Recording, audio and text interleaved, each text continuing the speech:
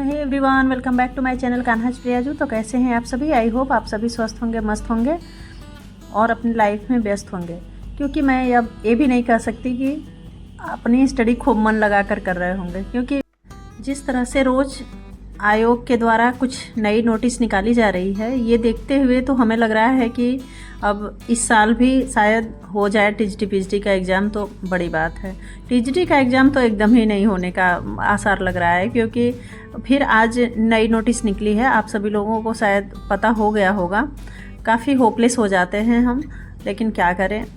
और मुझे लगता है कि अपना काम ये पढ़ाई वढ़ाई के साथ साथ ना अब कुछ और करने का समय आ गया है, और कुछ और करना भी चाहिए, क्योंकि इसके सहारे रहकर तो सिर्फ उम्र ही बढ़ेगी और कुछ नहीं होगा। और जिनकी शादी वादी नहीं हुई है, सिर्फ एक नौकरी जॉब हो जाए उसके बाद करेंगे, तो अपनी शादी वादी भी करिए और छोटी मोटी कुछ और भी जो भी आपको इंटरेस्ट हो उसे करिए, क्योंकि इससे तो कुछ ना होने वाला। एक नौकरी के सहारे हम लोग तो बूढ़े हो जाएंगे। इससे अच्छा है कि कुछ भी जिसमें हमें इंटरेस्ट हो उसको एनहेंस करें तो अच्छा है, और 4 पैसे कमाने की कोशिश करें।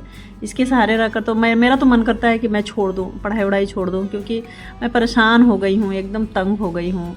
हालांकि मैं कभी भी डिमोटिवेट नहीं होती हूँ और ना ही आप लोगों को करना चाहती हूँ, लेकिन सच में मैं परेशान हो गई हूँ, नहीं हो पा रहा है। कुछ और भी करने के चक्कर में फिर पढ़ाई छूट जाती है, और पढ़ाई करो तो सिर्फ बूढ़े हो रहे हैं हम लोग की, उम्र बढ़ रही है और कुछ हो नहीं रहा है। तो मैं तो परेशान हो गई हूँ, और मुझे लगता है कि आप लोग भी परेशान हो गए हैं ये आयोग के चक्कर में, गवर्नमेंट के चक्कर में। यूपी का तो कुछ ना होने वाला है। तो ये जॉब देना नहीं चाहते हैं, सिर्फ नोटिस पे नोटिस ऐसे ही सिर्फ लोगों को गुमराह कर रहे हैं, परेशान कर रहे हैं। तो ये काफ़ी होपलेस है। मैं तो दुखी हो गई हूँ एकदम। और आज मैं बाबू को छोड़ कर के स्कूल और चली गई थी सब्जी मंडी, और देखिए मैं ढेर सारी सब्जियां लेकर आई हूँ, क्योंकि पिछले 10 दिनों से कोई भी सब्जी वाला नहीं आ रहा था हमारे गली में। सो मैंने सोचा कि बाबू को छोड़कर वहीं से चली जाती हूँ सब्जी मंडी, और ढेर सारी सब्जियाँ लेकर के आ गई हूँ। एक तो मेरी तबीयत और ये गवर्नमेंट, एक कभी नहीं सुधरने वाले हैं। तो मैं तो परेशान हो गई हूँ दोनों से। देख एवरीवन, अभी मैं थक गई हूँ पूरी। इतनी सारी वेजिटेबल्स लेकर आई हूँ। अब इसको फिर पूरा साफ़ करूँगी, फिर फ्रिज में रखूँगी धुल के। उसके बाद तो अभी तो पहले ब्रेकफास्ट करूँगी, बहुत टाइम हो गया। सब्जी मंडी गई थी, एक भी सब्ज़ी नहीं रह गई थी घर में।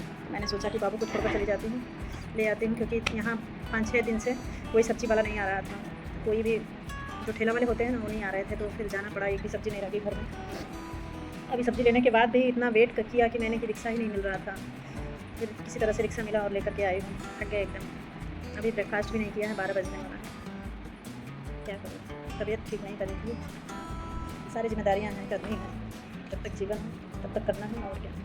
और मैं जो भी ग्रीन लीफी वेजिटेबल्स लाती हूँ, उनको कोई क्लॉथ में लपेट कर ही रखती हूँ, क्योंकि ये डायरेक्ट कूलिंग से ख़राब हो जाती है और गल जाती है।